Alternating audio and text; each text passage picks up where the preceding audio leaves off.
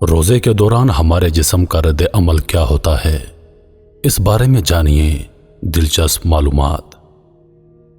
پہلے 2 روزے، پہلے ہی دن بلڈ شوگر لیول گرتا ہے، یعنی خون سے چینی کے مضر اثرات کا درجہ کم ہو جاتا ہے، دل کی دھڑکن سست ہو جاتی ہے اور خون کا دباؤ کم ہو جاتا ہے، یعنی بی پی گر جاتا ہے۔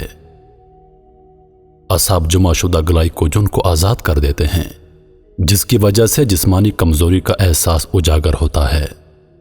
زہریلے مادوں کی صفائی کے پہلے مرحلے میں نتیجتاً سر درد، چکر آنا، منہ کا بدبودار ہونا اور زبان پر مواد کا جمع ہو جانا۔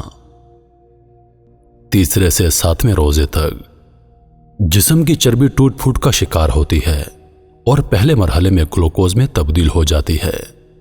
بعض لوگوں کی جلد ملائم اور چکنا ہو جاتی ہے، جسم بھوک کا عادی ہونا شروع کرتا ہے اور اس طرح سال بھر مصروف رہنے والا نظام ہاضمہ رخصت مانتا ہے، جس کی اسے اشد ضرورت تھی۔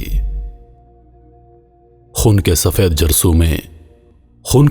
جرثومے اور قوت مدافعت میں اضافہ شروع ہو جاتا ہے۔ ہو سکتا ہے روزے دار کے پھیپھڑوں میں معمولی تکلیف ہو، اس لیے کہ زہریلے مادوں کی صفائی کا عمل شروع ہو جاتا ہے۔ انتڑیوں اور کولون کی مرمت کا کام شروع ہوتا ہے۔ انتڑیوں کی دیواروں پر جمع مواد ڈھیلا ہونا شروع ہو جاتا ہے۔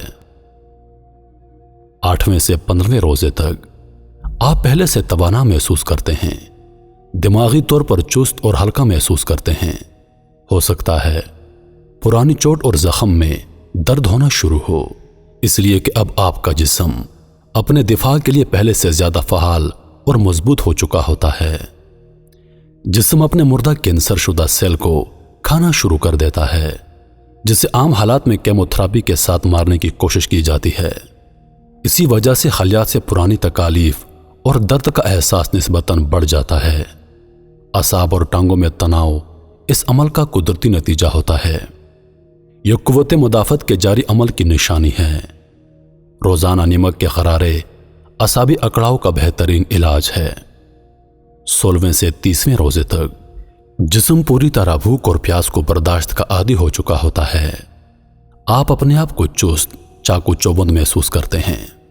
ان دنوں آپ کی زبان بالکل صاف اور سرخی مائل ہو جاتی ہے، سانس میں تازگی آ جاتی ہے، جسم کے سارے زہریلے مادوں کا خاتمہ ہو چکا ہوتا ہے، نظام ہاضمہ کی مرمت ہو چکی ہوتی ہے، جسم سے فالتو چربی اور فاسد مادوں کا اخراج ہو چکا ہوتا ہے۔ بدن اپنی پوری طاقت کے ساتھ اپنے فرائض انجام کرنا شروع کر دیتا ہے۔ 20 روزوں کے بعد دماغ اور یادداشت تیز ہو جاتے ہیں، توجہ اور سوچ کو مرکوز کرنے کی صلاحیت بڑھ جاتی ہے۔ بدن اور روح تیسرے عشر کی برکات کو بھرپور انداز سے ادا کرنے کے قابل ہو جاتے ہیں۔